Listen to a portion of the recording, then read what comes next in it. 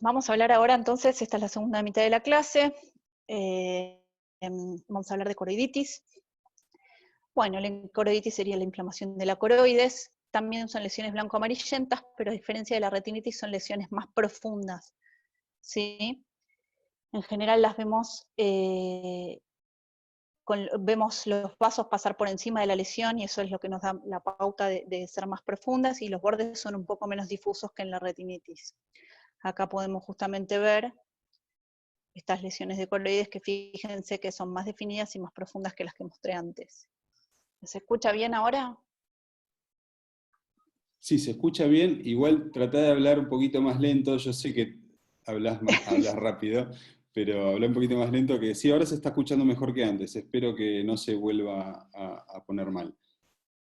Bueno, las causas de coroiditis, a diferencia de las de retinitis, en su mayoría son autoinmunes. También tenemos causas infecciosas, pero la mayoría son causas de enfermedades autoinmunes. Acá tenemos el Behçet, que es la coroidopatía emperdigonada, el síndrome de presunta histoplasmosis ocular, el PIC, o coroiditis putante interna, la coroiditis multifocal con panuveitis, el ARADA, la oftalmia simpática, la sarcoidosis y como causa infecciosa la TBC. Bueno, algo parecido a lo que hice con retinitis, la idea no es describir en detalle cada una de las patologías, sino ver cómo en el consultorio podemos hacer un diagnóstico diferencial que nos permita orientarnos al diagnóstico y no pedir 800 exámenes de laboratorio. Lo bueno de la coroiditis es que en general nos da más tiempo que la retinitis para actuar. Una de las primeras cosas que nos preguntamos es cómo son las lesiones, cómo están distribuidas en el fondo de ojo. Acá tengo estas fotos que son dos entidades diferentes, pero fíjense que la foto de arriba con la foto de abajo, ambas son coroiditis y no tienen nada que ver el tipo de lesión de una y otra. Fíjense que acá las lesiones están distribuidas cerca de la papila en su mayoría, igual que acá. Son lesiones que no están pigmentadas, bueno, son profundas, sí, claramente porque son de coroiditis, y acá la diferencia con estas otras lesiones es que la distribución es más despareja, no es tanto alrededor de la papila, y tienen áreas de pigmento, son lesiones como de distinto grado evolutivo, algunas más atróficas o parecen más viejas que otras. Ya viendo esto, podemos empezar a descartar cosas, de las cuales vamos a hablar a continuación. Otra cosa que tenemos que ver es qué ocurre en cámara anterior y qué pasa con el vitrio. ¿Por qué? Por ejemplo, el Behçet, vamos a empezar a hablar de una de ellas. El Behçet es una uveitis que presenta coroiditis con lesiones profundas, blanco-amarillentas, que son bilaterales, no pigmentadas, cerca de la papila. Si yo ya veo lesiones pigmentadas, atróficas, ya no pienso en Behçet. Y, como les decía, había que ver si teníamos o no inflamación en cámara anterior. El Behçet no presenta uveitis anterior, o sea, puede presentar, pero es muy leve. No va a ser un paciente con sinequias, con precipitados retroqueráticos. Si vemos una uveitis que es muy florida en cámara anterior, no pensamos en Behçet. ¿Esto por qué es importante? Porque en general los pacientes piden para todo, o sea, los médicos, perdón, ven una coroiditis y ya piden HLA-29.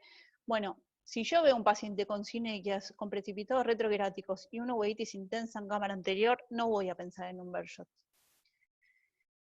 En cambio, si veo las lesiones como están acá, bien cerca de la papila, profundas, sin pigmento, que no tiene vitreitis casi, o muy leve, y no tiene reacción en cámara anterior, ahí sí lo puedo sospechar, y por suerte tenemos el HLA-29, que es de una alta especificidad y sensibilidad para hacer el diagnóstico.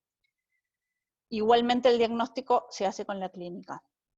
El Behçet también puede presentar vasculitis y edema macular, y puede presentar neovascularización coroidea.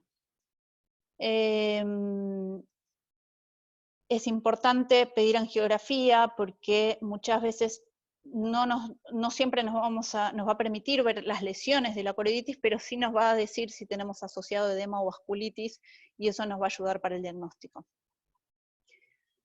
¿Qué otras cosas nos tenemos que preguntar? ¿Cuántos años tiene el paciente? ¿Es varón? ¿Es mujer? ¿Tiene algún antecedente de importancia? ¿Por qué es importante esto? Por ejemplo, la coroiditis multifocal con panuveitis es más frecuente en mujeres jóvenes y miopes. Fíjense todos los detalles y los datos que podemos sacar del consultorio para empezar a orientarnos en el diagnóstico. Da lesiones coroideas atróficas en sacabocado, y es muy común verlas en distinto grado evolutivo, lesiones que parecen más atróficas, más viejas que otras, ¿sí? Y este tipo de coroiditis sí tiene inflamación en cámara anterior, como lo dice el nombre, es con panuveitis, digamos, tiene inflamación en cámara anterior y puede presentar sinequias posteriores, a diferencia del Behçet que nombramos recién. También puede dar vitreitis, vasculitis y edema macular. ¿Sí? Es la foto que les mostré anteriormente. Fíjense que las lesiones tienen pigmento, se ven con distinto grado evolutivo y tienen una distribución distinta al Behçet. Después está la coroiditis puntata interna, que al igual que la coroiditis multifocal se da en mujeres miopes y jóvenes, pero ¿cuál es la diferencia? Que no tiene inflamación en cámara anterior, no tiene vitreitis, no se ve ni vasculitis ni edema macular. En general son hallazgos, ¿sí? A menos que les baje la visión por ahí por ya la complicación que es la membrana neovascular, pero si no hacen membrana neovascular, el paciente es muy raro que lo sepa que tiene estas lesiones en el fondo de ojo. O sea, fíjense que cada una de las etiologías que estoy mencionando de las coroiditis tienen cosas en común y cosas que las diferencian. Entonces, haciendo un buen diagnóstico diferencial, ya en el consultorio podemos llegar a una conclusión sobre cómo tratarlos o cómo encararlos. Esta es una paciente miope, joven, de 32 años, que vino por anteojos, y acá vemos estas lesiones de coroiditis. Fíjense que están nasales, la paciente no tiene compromiso macular, no tiene membrana neovascular, por lo cual nunca, o sea, no se enteró de su diagnóstico, era una paciente con una coroiditis puntata interna. Bueno, y acá hago un cuadro de diferenciación entre lo que es el PIC y la coroiditis multifocal. Ambos se dan en mujeres, jóvenes miopes, ambos dan lesiones muy similares en sacabocado. La diferencia está en que la coroiditis multifocal da inflamación en cámara anterior, vitreitis, vasculitis y edema macular, y el PIC no da nada de todo eso. Y ambas pueden dar neovascularización coroidea como complicación a largo plazo. Bueno, pasamos a lo que es la histoplasmosis ocular. La histoplasmosis da una tríada característica, que es cuando tenemos que sospecharla. Tenemos que ver las lesiones coroideas focales atróficas similares a las que estuvimos describiendo anteriormente, llamados histospots, atrofia peripapilar y membrana neovascular coroidea. Tenemos que pensar en histoplasmosis cuando tenemos esta tríada, preguntar por el antecedente de contactos con aves, y al igual que el PIC, no vemos vitreitis, no vemos vasculitis ni edema macular, tampoco inflamación en cámara anterior. Y acá tenemos las lesiones coroideas que les estaba mostrando anteriormente. Bueno, seguimos con preguntas que podemos hacernos en el consultorio para poder llegar al diagnóstico. ¿Cómo comenzó la enfermedad? No es lo mismo que el paciente, como les dije, de la chica esta de 32 años que vino por anteojos y ni se dio cuenta de lo que tenía, que el paciente no refiera nada, o que sea algo muy gradual, a que el paciente venga de un día para el otro, que le bajó la visión, que no ve nada, que tenga algo más agudo. No es lo mismo un paciente que no tiene uveitis o que tiene una uveitis anterior, ya sea o no granulomatosa. No es lo mismo que el paciente tenga o no un desprendimiento de retina seroso, que tenga papilitis, que tenga signos sistémicos o algún antecedente de trauma o cirugía ocular. Son todas cosas que hay que ver, prestar atención y preguntar. ¿Por qué menciono todo esto? Porque, por ejemplo, el Bosco Yanagi Arada Es un paciente que tranquilamente puede venirnos con una disminución de agudeza visual severa de un día para el otro, con un cuadro de inflamación intensa, granulomatoso, o con un desprendimiento de retina bilateral. En la fase uveítica florida de la enfermedad, se presenta con una coroiditis difusa, donde hay justamente un DR seroso, puede haber papilitis, vitreitis, y puede no haber uveitis anterior.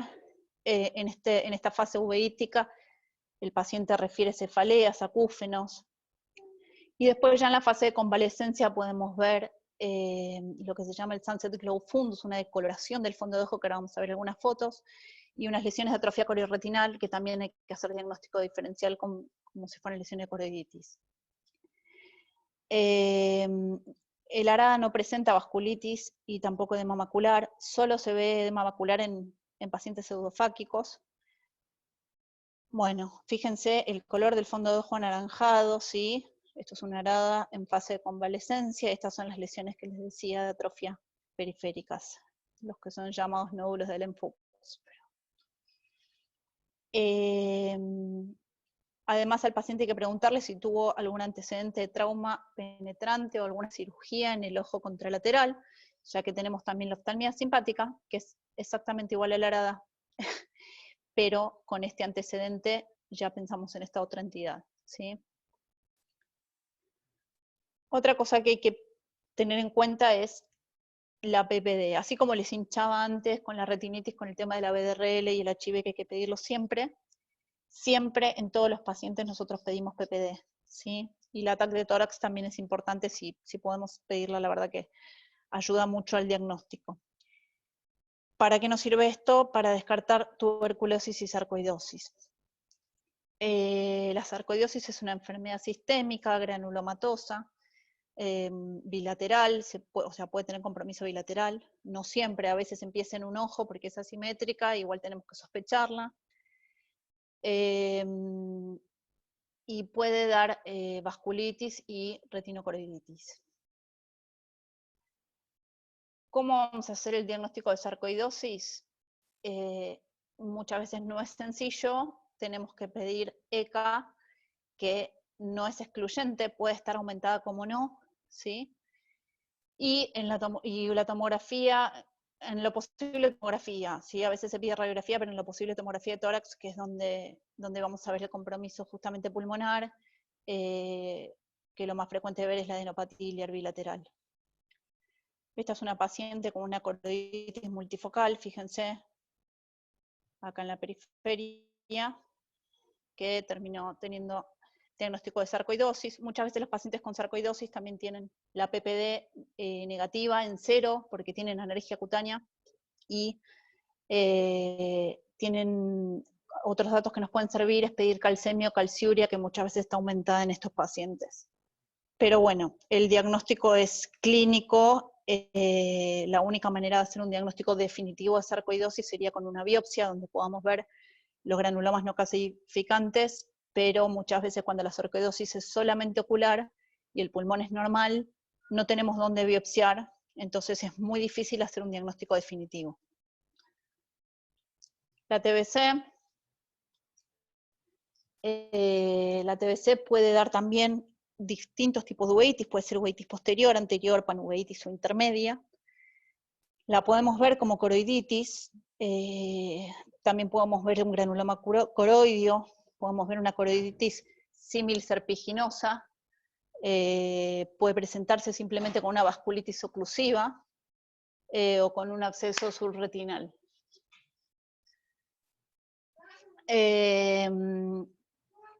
Para la tuberculosis el diagnóstico obviamente pedimos la PPD, que es lo que nos va a orientar para empezar el tratamiento. Si vemos una uveitis compatible con una PPD positiva, tenemos que iniciar un tratamiento anti-TBC. Y la tomografía de tórax. Perdón,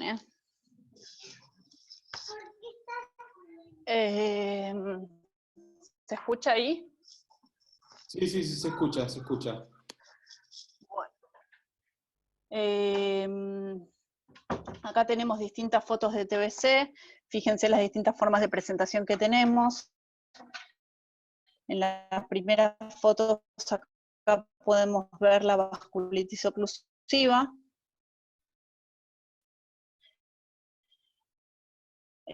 Acá tenemos algunas lesiones de choroiditis.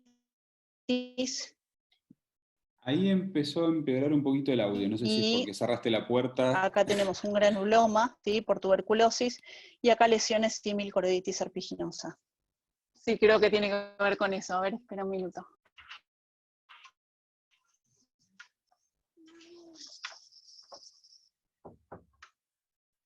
A ver, ahí mejor. Mucho mejor.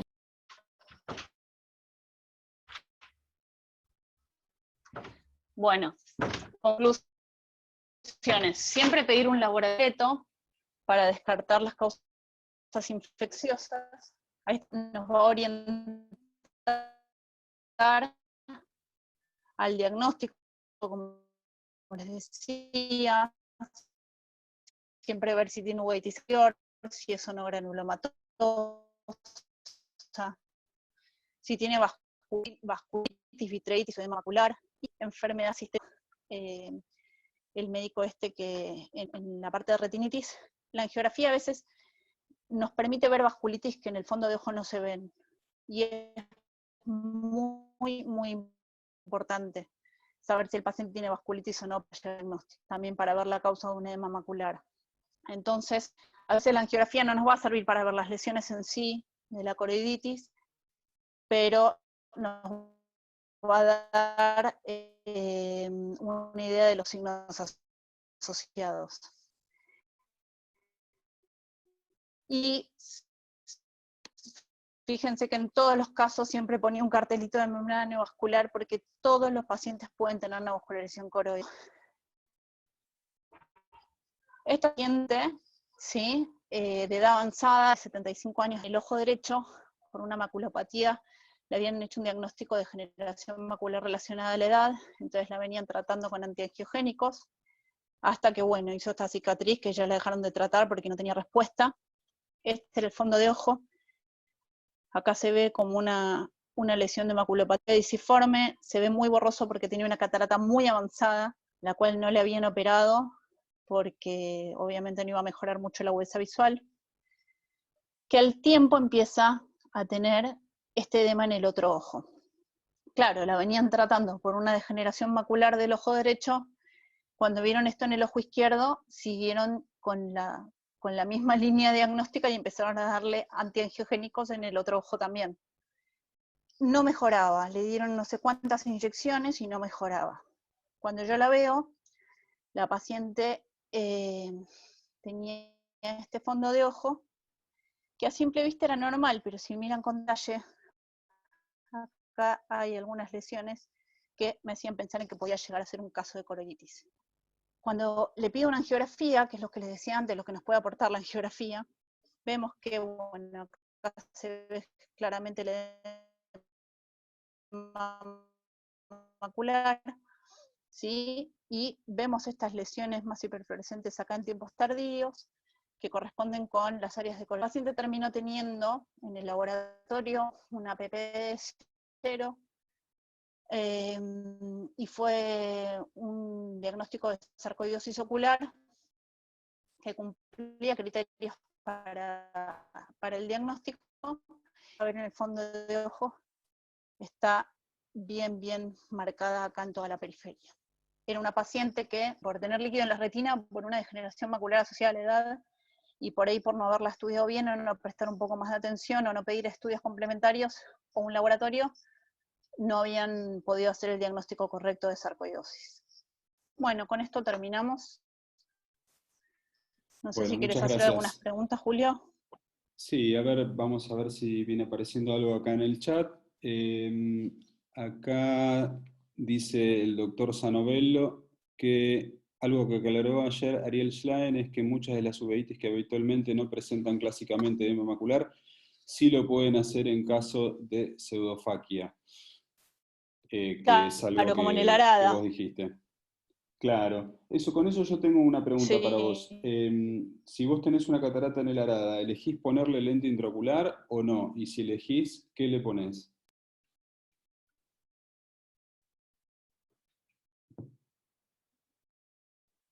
Hola.